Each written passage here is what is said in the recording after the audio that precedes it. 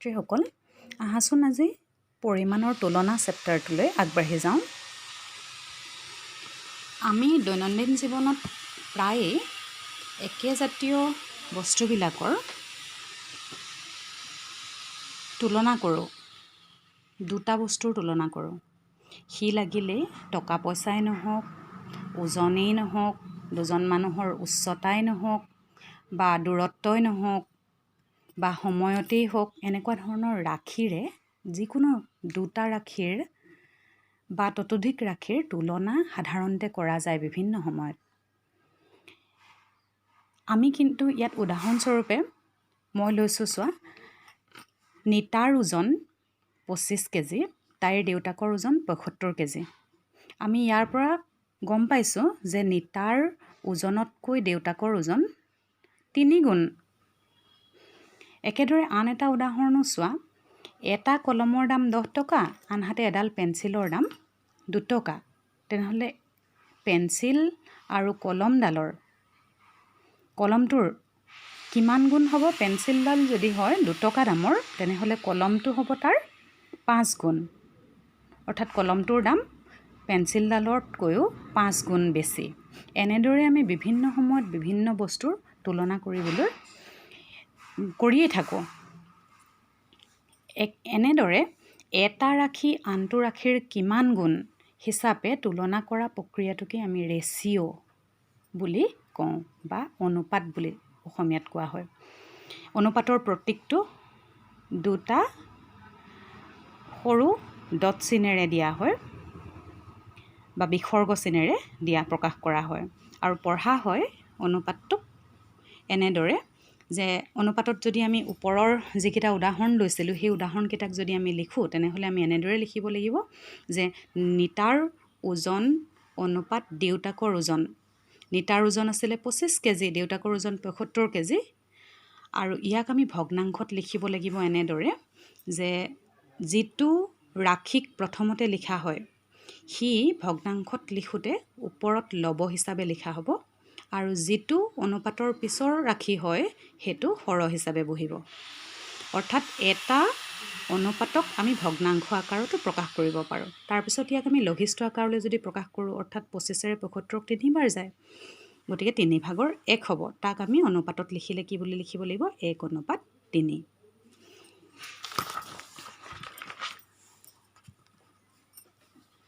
সদায় মন কৰিবা যে অনুপাত একোটাক যেনেদৰে আমি ৰাশিবিলাক প্ৰকাশ কৰোঁ তেনেদৰে ইয়াৰ অনুপাতটোকো লিখা হ'ব লাগিব সদায়।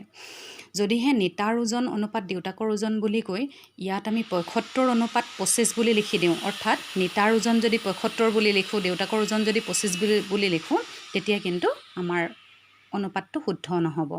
আমি লিখিব লাগিব নিতাৰ ওজনটোক প্ৰথমে, তাৰপিছতহে দেউতাকৰ ওজনটো। যদি আমি দেউতাকৰ ওজনক প্ৰথম ৰাশি হিচাপে গণ্য কৰোঁ আৰু নিতাৰ ওজনক যদি পিছৰ ৰাশি হিচাপে গণ্য কৰোঁ, তেনেহ'লে আকৌ ওলোটাকৈ লিখিব লাগিব আমি। এনেদৰে আমি অনুপাতবিলাকক লিখিব লাগিব। এতিয়া আহোঁ চোৱা, সমতুল্য অনুপাতনো কি? দুটা অনুপাতৰ মান যদি সমান হয়, তেনেহ'লে আমি সেই অনুপাত দুটাক সমতুল্য বুলি ক'ম। অৰ্থাৎ দুটা অনুপাত সমতুল্য হয় যদিহে ইয়াৰ অনুৰূপ ভগ্নাংশ দুটা সমতুল্য হয়, আৰু সমতুল্য অনুপাতক ইকুইভেলেণ্ট ৰেচিঅ' বুলি কোৱা হয়। ইয়াত চোৱা 3:2 মই উদাহৰণস্বৰূপে দিছোঁ। 3:2ৰ সমতুল্য আন এটা অনুপাত হ'ব 3ক দুগুণ কৰা 6 হ'ব, 3 দুগুণ 6, আৰু 2ক দুগুণ কৰিলে হ'ব 4। গতিকে 3:2ৰ এটা সমতুল্য অনুপাত 6:4 হ'ব, বা 6:4ৰো এটা 4টো 3:2ৰ সমতুল্য হ'ব।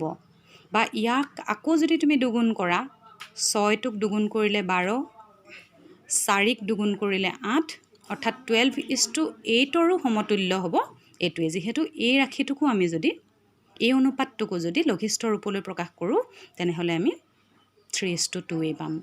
গতিকে সমতুল্য ৰাশিবিলাকৰ মান সদায় সমান হ'ব, আৰু এই অনুপাতবিলাকক আমি সদায় লঘিষ্ঠ ৰূপত প্ৰকাশ কৰিম। লঘিষ্ঠ ৰূপত প্ৰকাশ কৰা মানে যিকোনো এটা দুয়োটা ৰাশিকে একেটা উৎপাদকেৰে হৰণ কৰিব লাগিব বা কটাকটি কৰি আমি লঘিষ্ঠ আকাৰলৈ প্ৰকাশ কৰিব লাগিব। দুটা অনুপাত সমতুল্য হ'বলৈ অনুপাত দুটাক আমি সদায় প্ৰথমতে কিহলৈ নিব লাগিব? ভগ্নাংশবিলাকক যিদৰে সদৃশ ভগ্নাংশলৈ পৰিৱৰ্তন কৰি তুলনা কৰা হয়, ঠিক একেদৰে অনুপাত দুটা সমতুল্য হয় নে নহয় তাক পৰীক্ষা কৰি চাবৰ বাবেও আমি কি কৰিব লাগিব? অনুপাত দুটাক প্ৰথমতে সদৃশ ভগ্নাংশলৈ পৰিৱৰ্তন কৰাটো প্ৰয়োজন। অনুপাত দুটাক আমি প্ৰথমতে গতিকে কি কৰি ল'ম? ভগ্নাংশৰ ৰূপত লিখি ল'ম। ভগ্নাংশৰ ৰূপত লিখাৰ পিছত আমি দেখিম যে হৰকেইটাৰ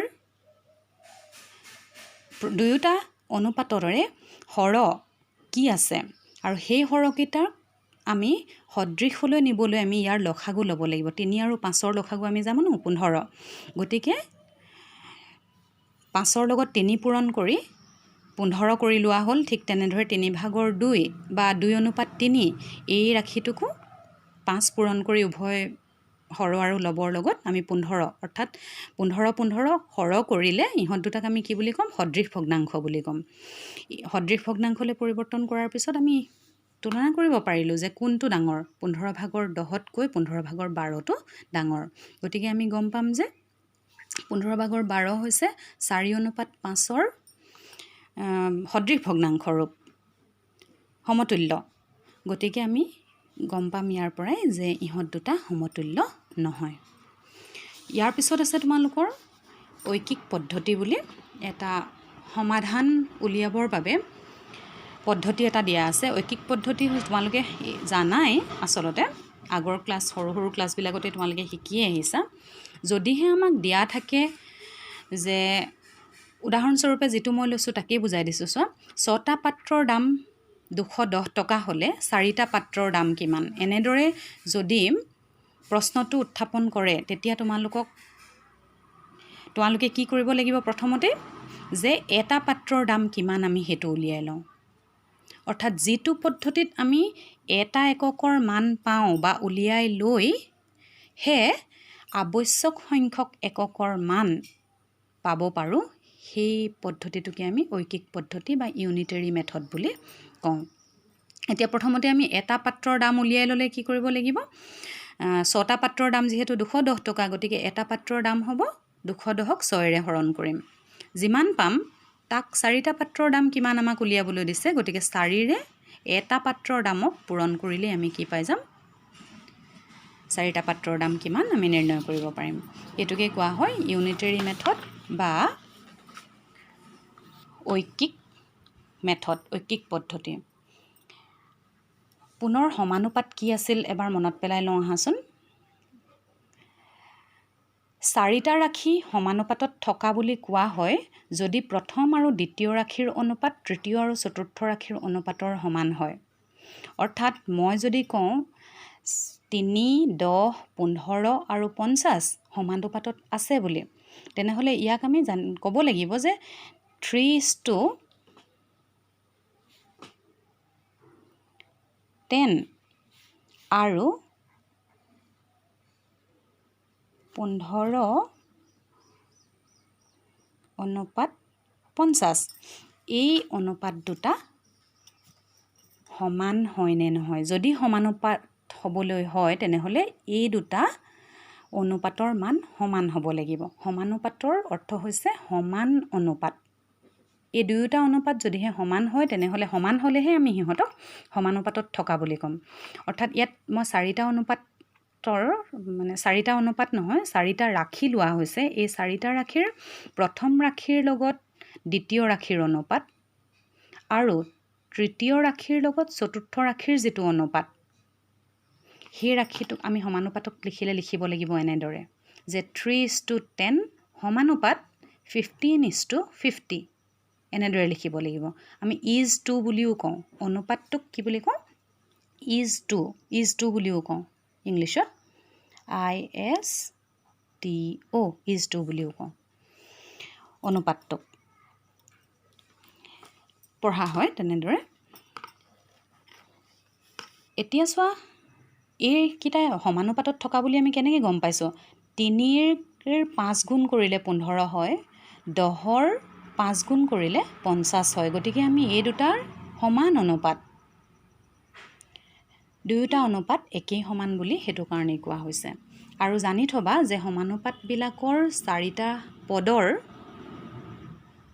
প্ৰথমটো আৰু শেষৰটো অৰ্থাৎ ফাৰ্ষ্ট আৰু ফ'ৰ্থ যিটো ৰাখি থাকিব বা পদ থাকিব সেইকেইটাক কোৱা হ'ব প্ৰান্তীয় পদ, আৰু ছেকেণ্ড আৰু থাৰ্ড যিটো পদ থাকিব সেইকেইটাক কোৱা হ'ব মধ্যপদ বুলি। এতিয়া আমি অনুশীলনীলৈ যাওঁ। অনুশীলনীৰ অনুপাতবোৰ উলিওৱা এনেকৈ দিয়া আছে। প্ৰথমটো অনুপাতবোৰ উলিওৱা ইয়াত দিয়া আছে। প্ৰথমটোত কি বুলি 5 কিলোমিটাৰ আৰু 500 মিটাৰ। আমি কৈ আহিছিলোঁ যে অনুপাতবোৰ সদায় তেতিয়াহে আমি উলিয়াব পাৰিম যেতিয়া অনুপাতবিলাকৰ এককবোৰ একেই হ'ব। এটাত আছে মিটাৰ, এটাত আছে কিলোমিটাৰ। গতিকে আমি একককেইটা একে সমান কৰি ল'ব লাগিব প্ৰথমতে। আমি যিটোকে সুবিধা হয় সেইটোকে কৰিব পাৰা। কিলোমিটাৰক মিটাৰলৈ নিও তোমালোকে কনভাৰ্ট কৰিও কৰিব পাৰা, বা মিটাৰটোক কিলোমিটাৰলৈ কনভাৰ্ট কৰিও কৰিব পাৰা।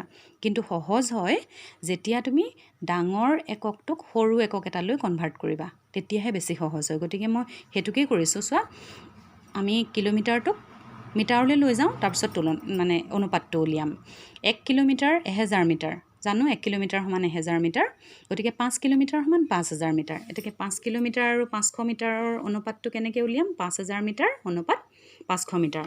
আমি ইয়াক ভগ্নাংশৰ ৰূপত লিখিলে এনেকৈ লিখিব লাগিব। মিটাৰ মিটাৰ কটা গ'ল, তাৰপিছতে 0 0 দুটা কটা গ'ল, 5 এগুণ 5, 5 দুগুণ 50। গতিকে কি হ'ল? অনুপাতটো হ'ব 10:1। ঠিক তেনেদৰে আমি 6 সপ্তাহ 21 দিন বুলি ক'লেও আমি দেখিছোঁ যে 21 দিনটো সৰু, দিনটো হৈছে সৰু একক, সপ্তাহটো হৈছে ডাঙৰ একক। গতিকে 6 সপ্তাহক আমি দিনলৈ কনভাৰ্ট কৰি দিওঁ। 6 সপ্তাহত কিমান দিন হ'ব? 42 দিন হ'ব। গতিকে অনুপাতটো উলিয়াব লাগিব আমি এনেদৰে। বুজি পাইছা? তাৰপিছত দিছে আমাৰ অনুপাতবোৰ সমতুল্য হয়নে নহয় বিচাৰ কৰা। মই এইটো বুজালোৱে তোমালোকক যে প্ৰথমতে আমি কি কৰি ল'ব লাগিব, অনুপাতকেইটাৰ হৰকেইটাক ভগ্নাংশৰ ৰূপত লিখি হৰকেইটাক সদৃশ ভগ্নাংশলৈ বা একেই কৰি ল'ব লাগিব, অৰ্থাৎ সদৃশ ভগ্নাংশলৈ পৰিণত কৰি ল'ব লাগিব। তাৰপিছত আমি তুলনা কৰি সমতুল্য হয়নে নহয় চাব পাৰিম। তাৰপিছতে দিছে চোৱা, ঐকিক পদ্ধতিৰে কৰিব পৰা এটা অংক। 3টা জ্যামিতি বাকচৰ দাম 33 টকা হ'লে 286 টকাত কিমানটা বাকচ পোৱা যাব? ঐকিক পদ্ধতিৰে অংকটো কৰোঁতে খালি মন কৰিবা যে আমাক কি উলিয়াবলৈ দিছে। আমাক উলিয়াবলৈ দিছে কেইটা বাকচ পোৱা যাব, বাকচৰ সংখ্যাহে উলিয়াবলৈ দিয়া গৈছে। গতিকে বাকচটো আমি কেইটা পোৱা যাব সেইটোহে আমি সোঁফালে লিখিম। যিটো উলিয়াব লাগিব, প্ৰশ্নত যিটো সুধিছে সেইটো আমি সদায় কোনফালে লিখিম? সোঁফালে লিখিম। অৰ্থাৎ 3টা জ্যামিতি বাকচৰ দাম 33 টকা বুলি লিখি নলওঁ আমি। কি বুলি লিখি ল'ব লাগিব? ওলোটাকে যে 33 টকাত বাকচ পোৱা যায় 3টা, এতেকে 1 টকাত বাকচ পোৱা যাব। এইটো সদায় কোনফালে বহিব? হৰণ কৰিব লাগিব। 3টো 3 ভাগে ওপৰতেই থাকিব, আৰু যিটো আমাৰ বাওঁহাতৰ ৰাখি থাকিব সেইটোৰে আমি হৰণ কৰিব লাগিব। 33ৰে 3 হৰণ কৰিলোঁ। হৰণটো ইয়াতে দেখুৱাই নিদি একেবাৰে কৰিব পাৰা তলত তোমালোকে যে 286 টকাত গতিকে কেইটা বাকচ পোৱা যাব আমি এনেকৈ কটাকটি কৰিব পাৰোঁ যে 3 11 33, 11 বাৰ গ'ল, 11ৰে 26, 286 বাৰ যাব 26, গতিকে 26টা বাকচ পোৱা যাব। আমি আৰু এটা পদ্ধতি আছে, এইটো পদ্ধতিৰে কৰিলেও হ'ব তোমালোকৰ, আৰু নহ'লে যদি সেইটোতকৈ এইটো পদ্ধতি সহজ পোৱা তেনেহ'লে এইটোকো কৰিব পাৰা। সমানুপাতিক পদ্ধতি বুলি কোৱা হয়। যে আমাক উলিয়াবলৈ দিছে কিমানটা বাকচ পোৱা যায়। গতিকে বাকচ আমি ধৰি লৈছোঁ Xটা, ধৰা হ'ল নিৰ্ণেয় বাকচ Xটা। গতিকে 286 টকাত কেইটা বাকচ পোৱা যাব? গতিকে 286:X। আৰু আমি জানো 33 টকাত 3টা পোৱা যায় বাকচ আমাৰ দিয়া আছিলে। 33 টকাত 3টা জ্যামিতি বক্স পোৱা যায়। গতিকে আমি অনুপাতটোক ভগ্নাংশত লিখোঁ 286/X = 33/3। তাৰপিছতে ধৰা এইটোক আমি পূৰণ এনেকৈ কৰিব লাগিব যে 33ৰ লগত X পূৰণ কৰিলোঁ এনেদৰে বজ্ৰ পূৰণ, আৰু 286ক 3ৰে পূৰণ কৰিলোঁ। এতিয়া Xৰ মান উলিয়াবলৈ 33টো সিফালে গ'লে কি হৈ যাব? হৰণ হৈ যাব। ইফালে পূৰণ হৈ আছে, ইফালে হৰণ হৈ যাব। গতিকে Xৰ মান উলিয়াব পাৰিমনে? 26টা। এতেকে 286 টকাত 26টা বাকচ পোৱা যায়। এনেদৰেও তোমালোকে কৰিব পাৰা। এতিয়া তোমালোকে সেইটো কাৰণে 8.1ৰ যিখিনি আছে কৰিব পাৰিবা বুলি ভাবিছোঁ। কৰি পেলাবা আৰু মোক দেখুৱাবা।